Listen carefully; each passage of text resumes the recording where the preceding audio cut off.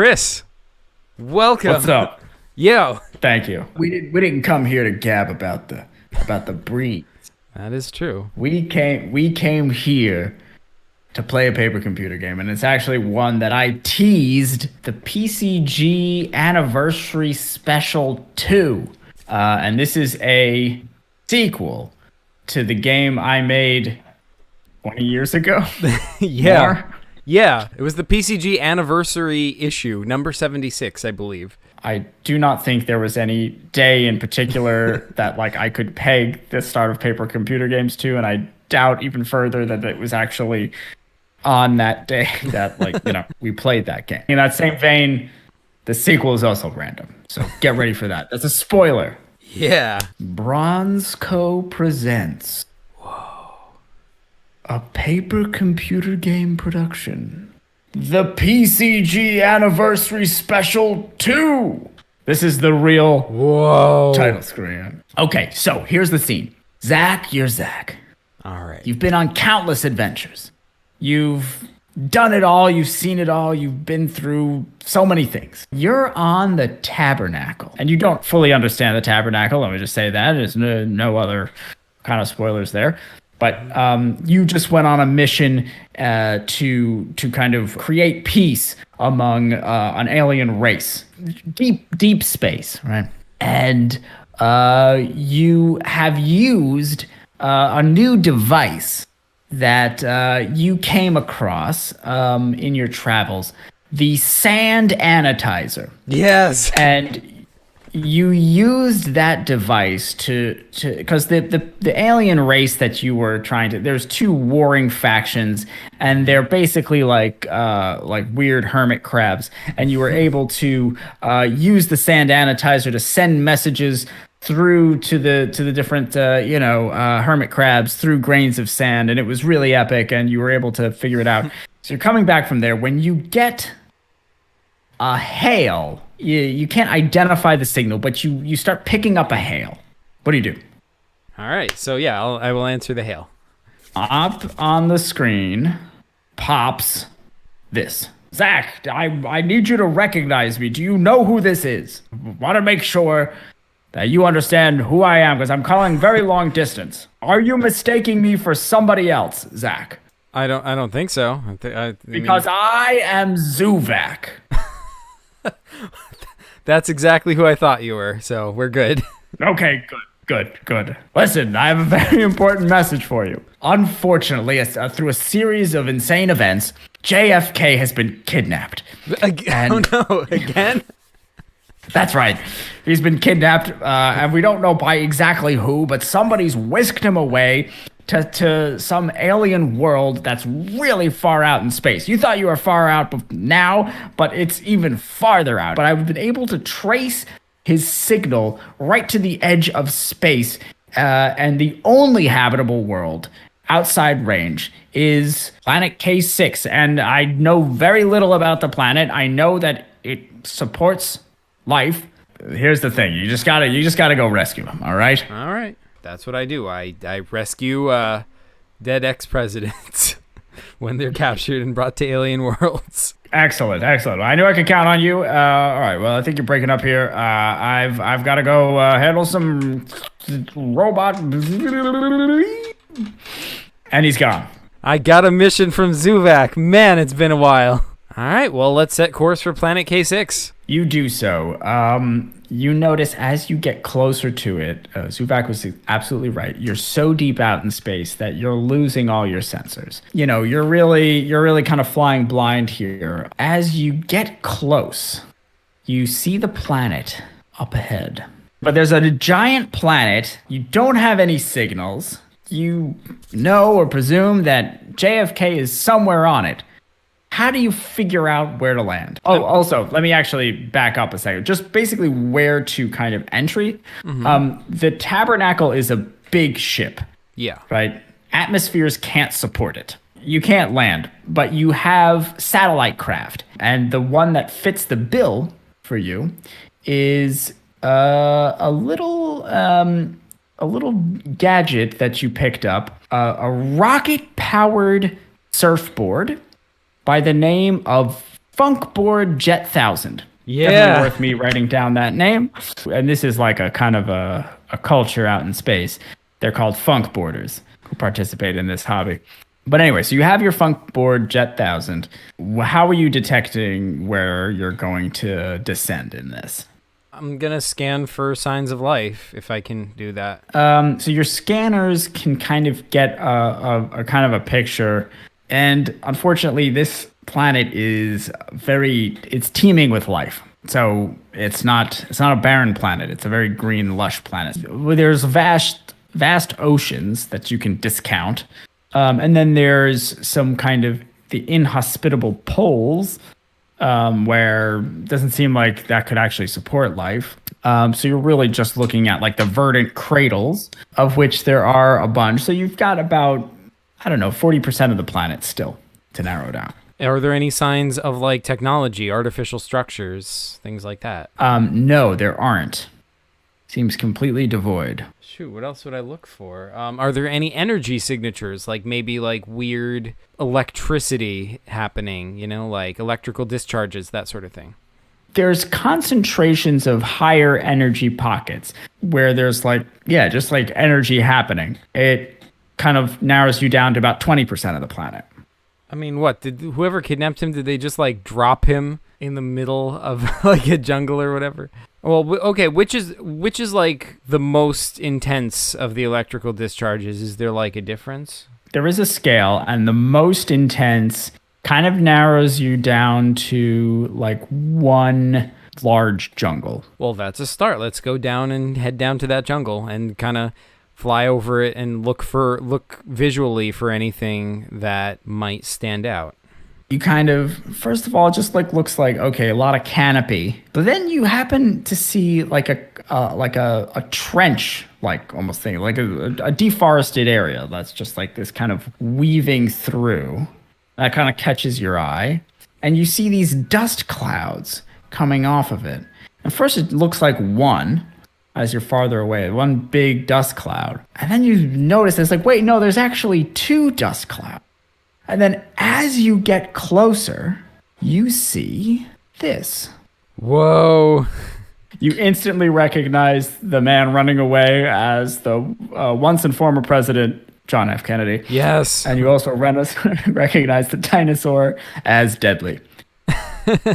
That is some astute recognizing skills I've got there. I'm going to try to pull up alongside JFK, match speed with him, and like grab him and pull him onto the board with me. Okay, so you run down, you fly down, and JFK's like, and he gets so startled by you, he stops in his tracks, and the dinosaur eats him. Save game. Okay. Do I have anything on me with me, like inventory? You have the sand anatizer. Uh-huh.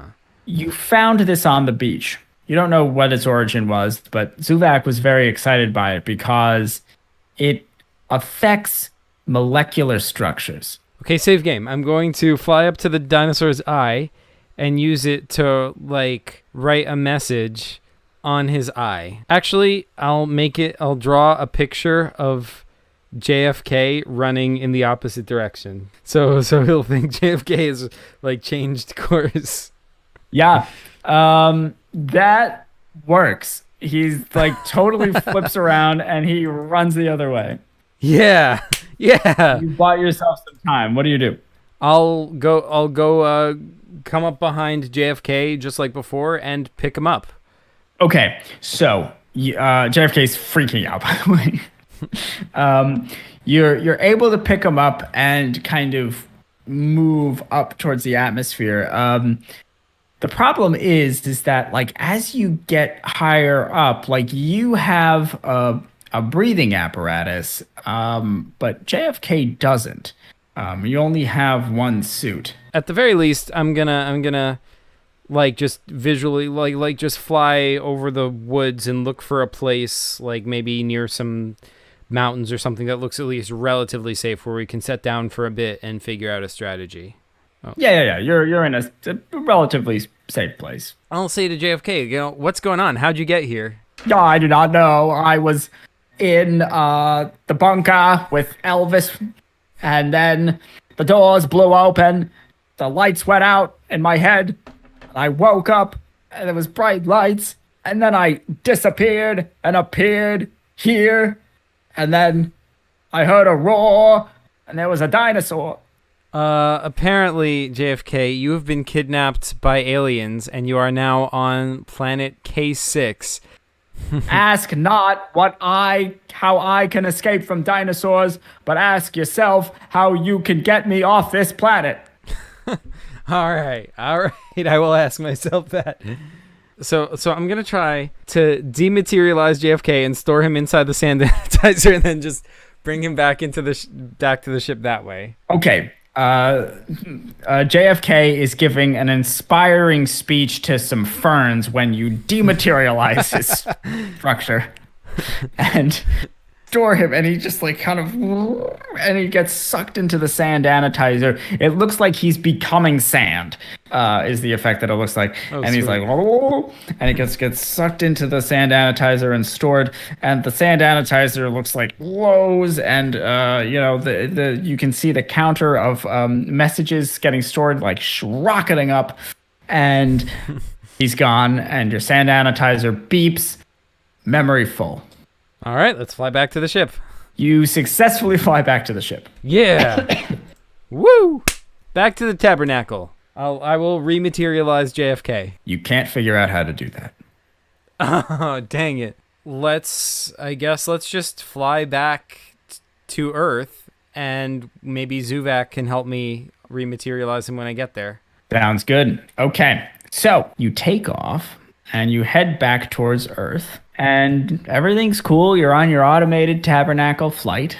I'm gonna try and hail Zuvak. It immediately hangs up. There's no answer.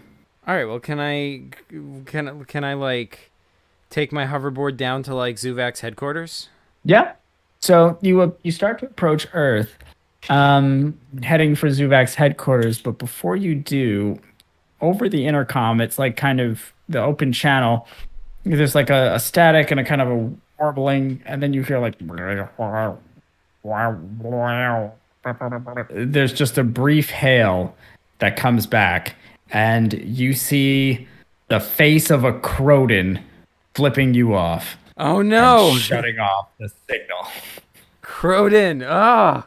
I mean, I feel like the best approach would be to like kind of veer to the right and then just veer back and try and hit them from the side as much as possible. So you're able to take out 4 Croden on the right here, but they do get a hit on you. Oh. So what do you do now? They're all like turning around. They're kind of oriented now to fly by again, and they know your trick now to do of that dodge. So this time I'm going to fly straight into the lot of them, blasting, full blasters, and like try and collide with them. The bonsai strategy, I like it. You fly straight in. You take out 2 more with your laser fire. You take another hit. Another one collides with you and blows away. And you shoot another one, and a third one collides with you. The other 3 are kind of dispersing around.